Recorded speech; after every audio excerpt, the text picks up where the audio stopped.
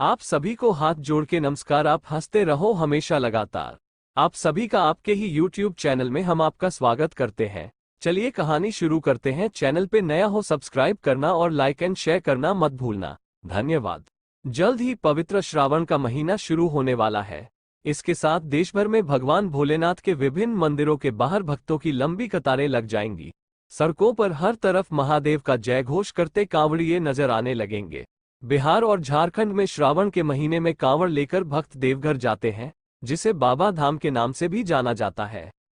झारखंड के देवघर में एक लोकप्रिय ज्योतिर्लिंग बाबा बैद्यनाथ ज्योतिर्लिंग है, जो 12 ज्योतिर्लिंगों में से एक है। ऐसा माना जाता है कि यह 9वां ज्योतिर्लिंग है और इसकी स्थापना स्वयं भगवान विष्णु ने की थी। मंदिर के पास ही एक तालाब है, जिसमें श्रद्धालु स्नान करने के बाद बाबा भोलेनाथ को जल चढ़ाते हैं, और पास में ही एक और तालाब है, जो लंकापति रावण के मूत्र से बना है, इसलिए नहाते समय इसे कभी छुआ नहीं जाता। अफवाहों के अनुसार, पौराणिक कथा के अनुसार, जो कोई भी तालाब के पानी को छूता है उसे कई जन्मों के पाप लग जाते हैं और फिर वो उन पापों से जल्दी छुटकारा नहीं पा सकता है। रावण भगवान शिव का अनन्य भक्त था और उसकी भक्ति के कई किस्से प्रचलित हैं। परंतु क्या आप जानते हैं कि एक बार रावण ने पूरा कैलाश पर्वत उठाकर लंका ले जाने की कोशिश भी की थी, परंतु उसका ये प्रयास सफल नहीं हो पाया था। रावण ने भगवान शिव को लंका ले जाने के लिए लाखों यत्न किए, परंतु हर बार विफल रहा।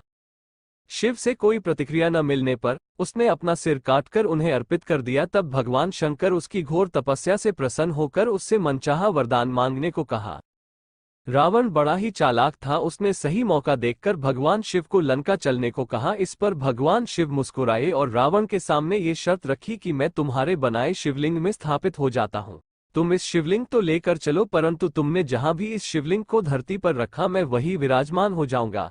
रावण अहंकारी तो था ही, उसने फौरन से शिव जी की शर्त को स्वीकार कर लिए और शिवलिंग को लेकर लंका की ओर चल पड़ा। इधर जैसे ही उसने लंका की तरफ चलना शुरू किया, वैसे ही सारे देवता भागते हुए भगवान विष्णु की शरण में पहुंचे और सारी स्थिति बताते हुए रावण को शिवलिंग लेकर लंका जाने से रोकने का निवेदन किया। भगवान विष्णु सर्वज्ञाता तो थे ही, उन्होंने देवताओं को आश्वस्त किया और वापस जाने को कहा। इसके बाद भगवान विष्णु ने देवी गंगा को रावण के पेट में समाने को कहा और स्वयं चरवाहे बालक का रूप धारण कर रास्ते में खड़े हो गए। जैसे ही गंगा रावण के पेट में समाई, रावण को बड़ी तेज लघु शंका लगी। रावण विचलित होकर इधर उधर देखने लगा, क्योंकि भगवान शिव के शर्त के अनुसार जहां भी शिवलिंग धरती पर रख जाता भगवान शिव वही विराजमान हो जाते। इतने में उसकी नजर चरवाहे बालक के रूप में खड़े भगवान विष्णु पर पड़ी। उसने उस बालक को पास बुलाकर शिवलिंग पकड़ने को कहा और साथ ही ये हिदायत भी दी कि भूलकर भी इस शिवलिंग को जमीन पर न रखे। शिवलिंग को पकड़े रखने के लिए रावण ने उस बालक को स्वर्ण मुद्राएं देने का भी वादा किया। इस पर बालक सहर्ष मान गया और शिवलिंग को पकड़ लिया। रावण शिवलिंग बालक को देकर निवृत्त होने लगा, परंतु पेट में गंगा के होने की वजह से रावण की लघु शंका रुकने का नाम ही नहीं ले रही थी और चरवाहे का भेष धारण करने का अभिप्राय पूर्ण हो चुका था। इसलिए भगवान विष्णु ने उसी स्थान पर वो शिवलिंग धरती पर रख दिया और वहां से चले गए।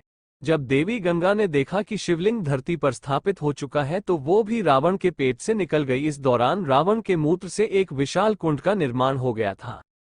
रावण ने देखा कि चरवाहे बालक का कहीं अता पता नहीं है और शिवलिंग धरती पर रखा है। ये देखकर रावण बड़ा क्रोधित हुआ और शिवलिंग को उठाने के लिए अपनी सारी शक्ति झोंक दी, परंतु जैसा भगवान शिव ने पहले ही कहा था वो वही विराजमान हो गए थे। तब गुस्से में आकर रावण ने शिवलिंग पर लात मारी, इससे शिवलिंग जमीन में धंस गया। आज उस जगह को झारखंड में देवघर के नाम से जाना जाता है और आज भी रावण का मूत्र कुंड वहां मौजूद है। यहाँ श्रावण के महीने में श्रद्धालुओं की भीड़ जल चढ़ाने के लिए दूर दूर से आती है। कई लोग तो पैदल ही कांवड़ लेकर आते हैं।